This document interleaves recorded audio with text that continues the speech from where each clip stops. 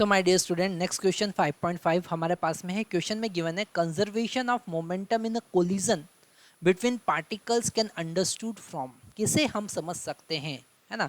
तो उसे हम समझ सकते हैं क्या कंजर्वेशन ऑफ एनर्जी से, क्या न्यूटन्स फर्स्ट लॉ से, क्या न्यूटन सेकंड लॉ से, क्या न्यूटन सेकंड लॉ और थर्ड लॉ से। Yes, D is the correct answer. कौन सा आंसर करेक्ट होगा?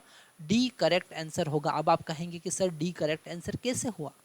ठीक है बच्चा लोगों, अगर हम कंजर्वेशन ऑफ लीनियर मोमेंटम को समझते हैं तो हमको न्यूटन सेकंड लॉ का कॉन्सेप्ट यूज करना पड़ेगा, है ना? जैसे external force is equal to क्या होता है? Delta P by delta T. यही तो होता है, यही तो होता है न्यूटन सेकंड लॉ कि external force applied on any body is equal to rate of change of its linear momentum.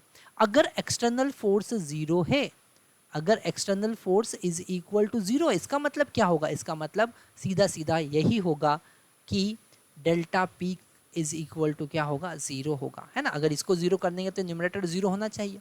इसका मतलब there is no change in momentum. तो यहाँ पर हम सेकेंड लॉ का यूज कर रहे हैं to understand the concept of law of conservation of linear momentum. Okay, और यहाँ पर जब हम इसका फार्मूला डिराइव करते हैं, that is m1u1 plus m2u2 is equal to m1v1 plus m2v2।